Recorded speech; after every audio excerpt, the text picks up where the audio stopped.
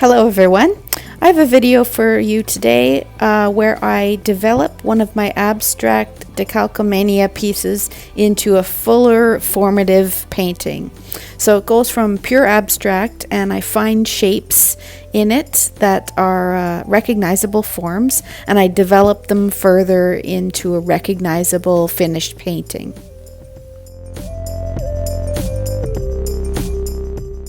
So I debated whether I wanted to speak on this video or just let it play and let you watch the process, but I figured that I have a few things to say about it while I show you my full creative process here, because I've never done this before. I've never combined Decalcomania and painted on this surface before with these materials. So I'm explaining what I'm doing here is my initial image I showed at the beginning there.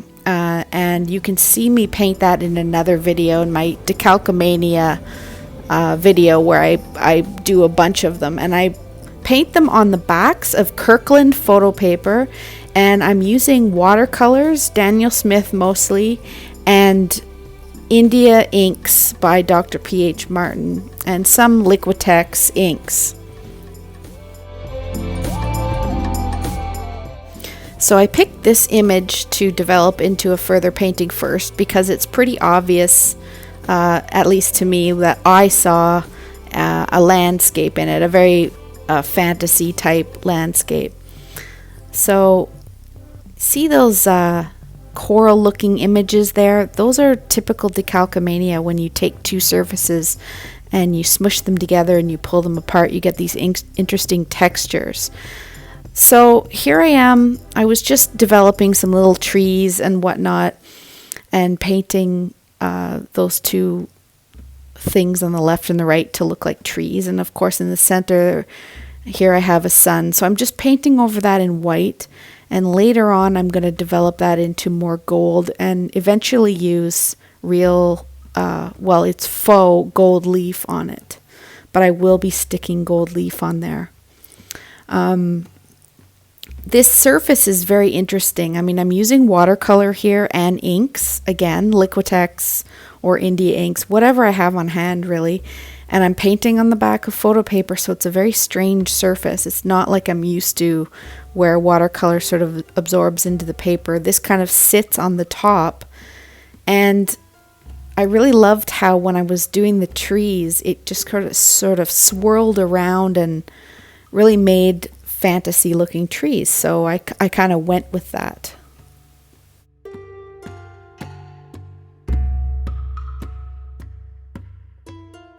So you've been seeing a lot of abstract and intuitive art from me lately because I'm totally obsessed with it. I've always been a realistic painter. I could draw when I was in kindergarten. I've gone to design school.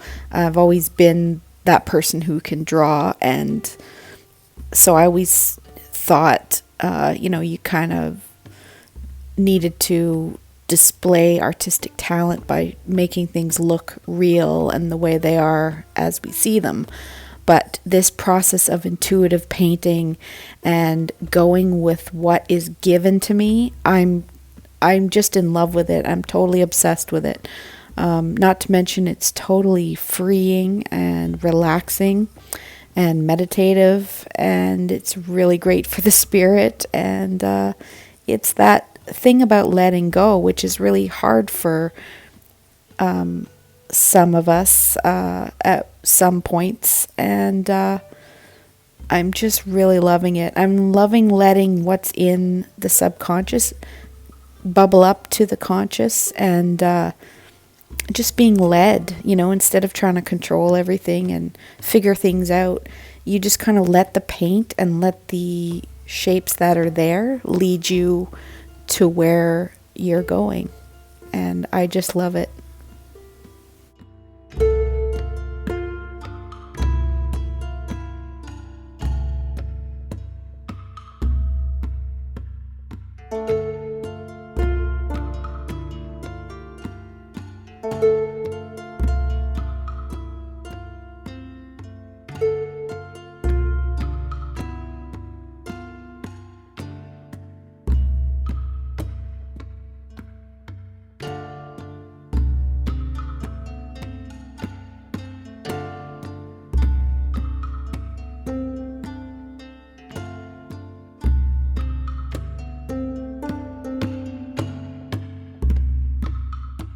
I really love the way the trees looked like water as well, and the ink really just, and the watercolor sits on the top, so it swirled around, and I had a lot of water on there, so I just really loved the way it swirled like that, but it ended up getting changed a little bit from that in the end, which you'll see.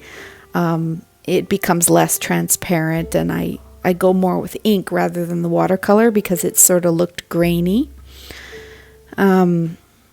Here just putting in lots of gold dots and just getting lots of detail in there.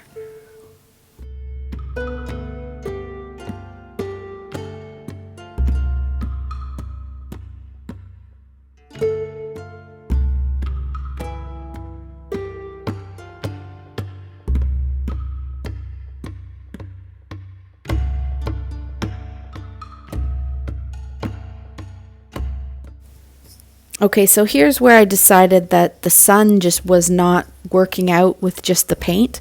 So I figured, hey, why not get some, this is Daniel Smith transparent watercolor ground. I'm putting it on there to sort of glue down the faux gold leaf. And I just glue that down and make the sun, and then I put little pieces sort of scattered around and eventually crumble them with my fingers in order to make it look kind of like the sun's rays are touching all the little pieces in the landscape. So I just kind of wanted it looked like sunlight scattered down through the center of the painting.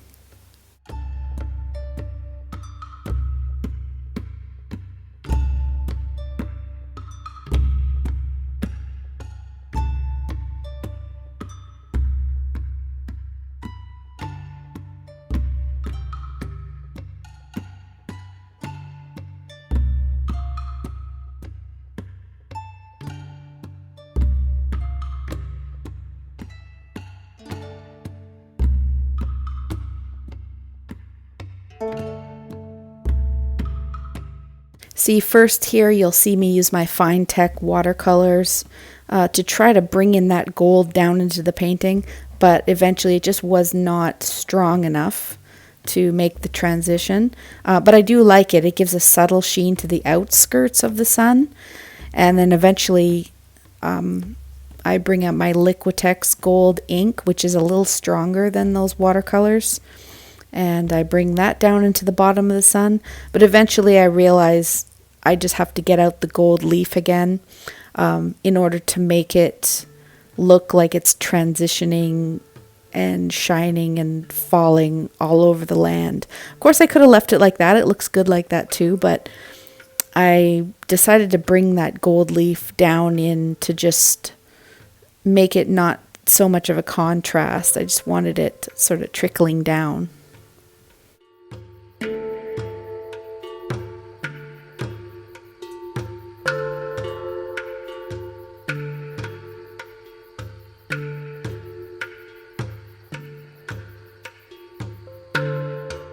So because this process is pretty intuitive and I didn't really know where it was going, this is where I finally, it really dawned on me that this piece is really surreal and fantasy-like. So I thought, okay, it's okay to make the trees flow and look almost like water. And that's when I realized, I can really let go. Or I didn't even realize it. I was just in the painting process and I just stopped thinking, and that's when your intuitive subconscious, I guess, can take over and can really just start painting, and things don't have to look like leaves or traditional trees. They can literally look like water. So now the blue comes in and I start thinking water, but they're trees / water. But that's what I really love about this process is you really get lost in it and you stop thinking. So that's when you really give your conscious mind a break.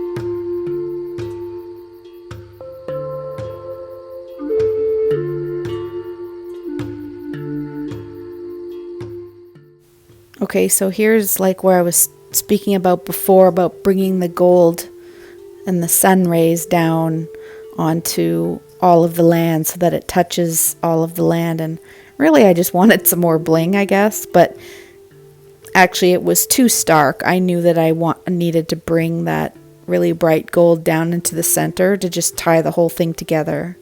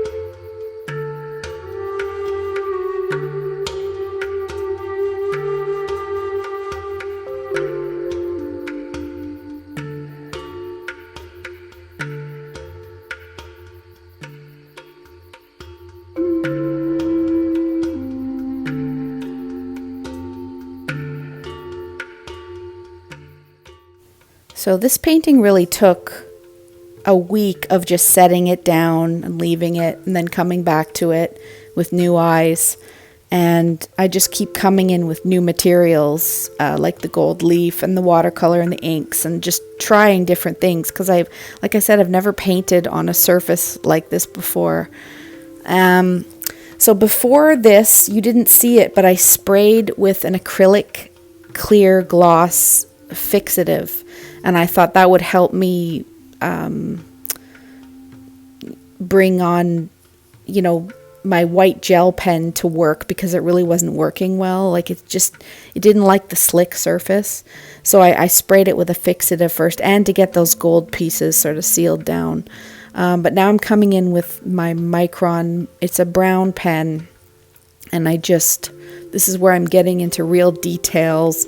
And I really want to just make it look a little more less abstract, I guess, by bringing in some formative little flowers and botanical shapes. And a little creature does make his way into here as well.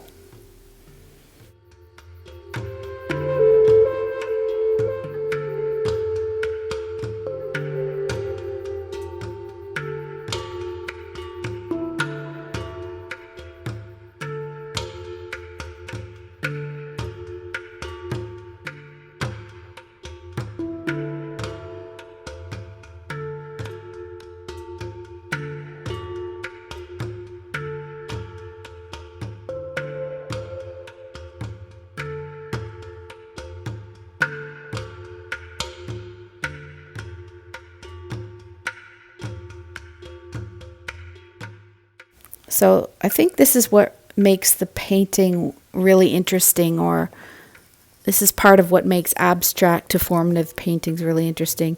These sort of horn tree looking branch antler shapes were surrounding the sun the whole time, and here I'm developing them to come out a little more, but I just love it. It makes no sense. It's like a antler tree branch sort of halo around the sun, and there's nothing in real life that's like that, but I still just love it. It's very organic and I just really like it. So here I've got out this is a green Elegant Writer pen, and I'm just swirling around those trees again and rubbing it with my finger. That's again a really weird thing about this surface is I did it with the little running rabbit in the center there. You can literally just swipe it with your finger and it blends in. So here you'll see my gel pen is now working, but I was having a really hard time getting it to to work. I'm not sure if it was just the pen or if it was the slick surface, but spraying it with a gloss fixative certainly did help.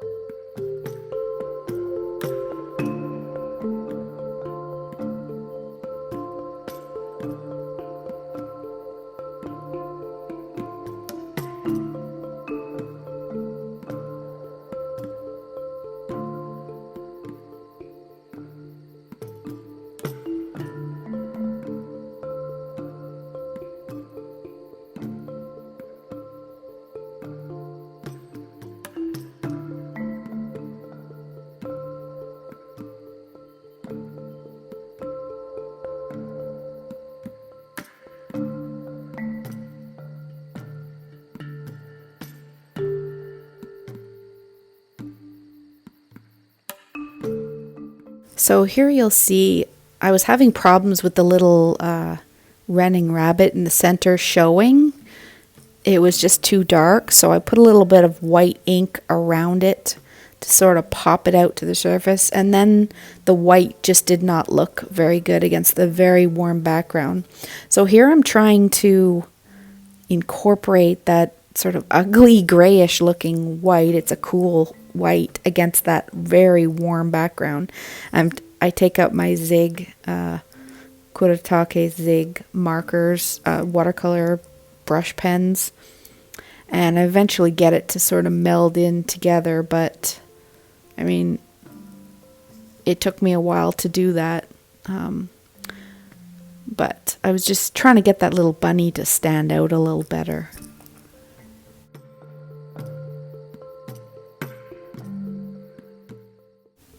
So again, like I said, I don't have a lot of experience of painting on the back of photo paper, and it's a very odd surface because it's not absorbent at all. But what's really cool is you can paint white on there, like with make some details with a white gel pen or even white ink.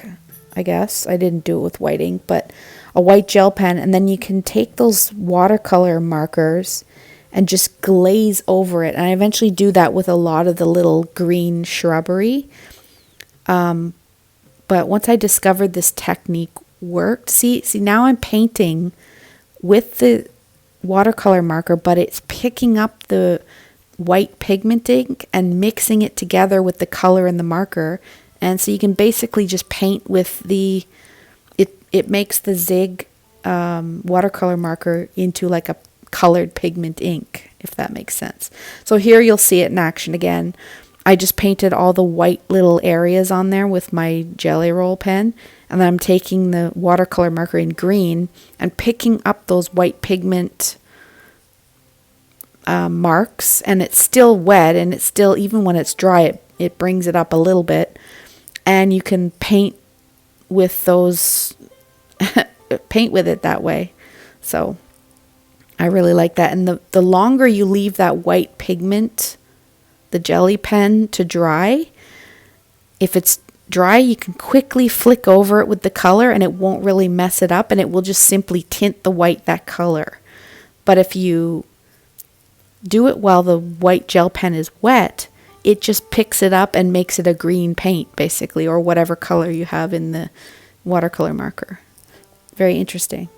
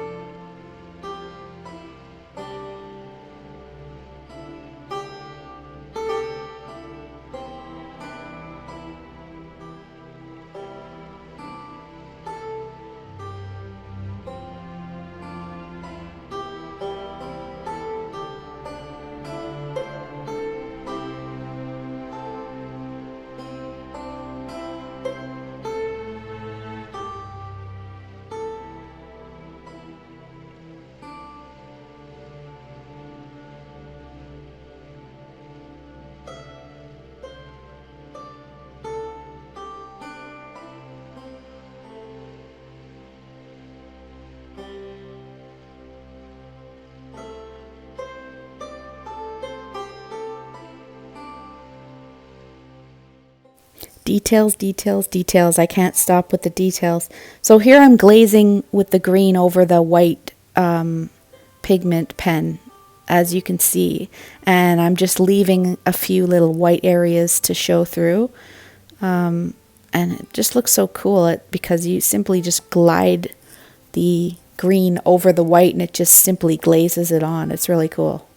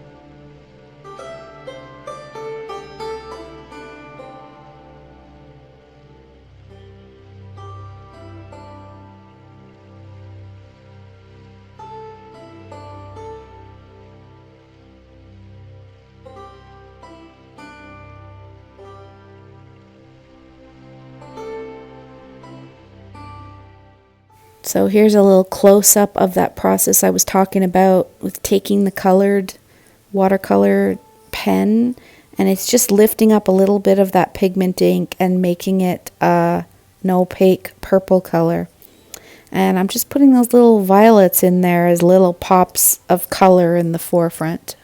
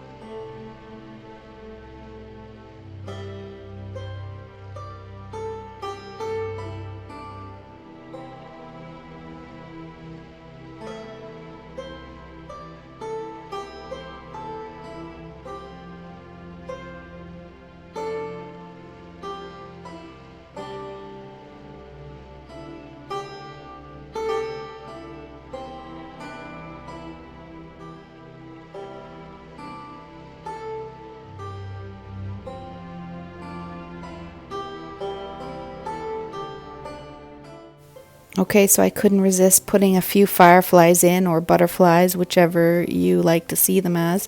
And I also put in a couple of birds at the top, and then finally a little birdie in the tree.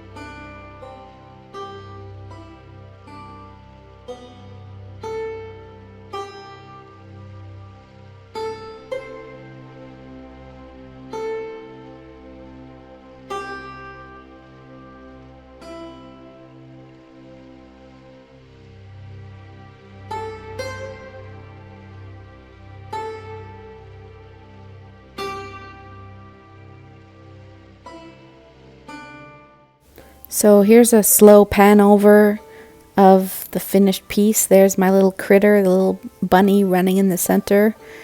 This is the finished piece, and I have some pictures here to show you. And in the end, I made some mandalas from this piece of artwork digitally, and I make them in Adobe Illustrator. And I just love doing that. I'm totally addicted to making the mandalas in Illustrator. So I hope you enjoyed this video. If you did, give me a like, subscribe if you care to, and I hope you guys have a great day. Thanks so much for watching. Bye.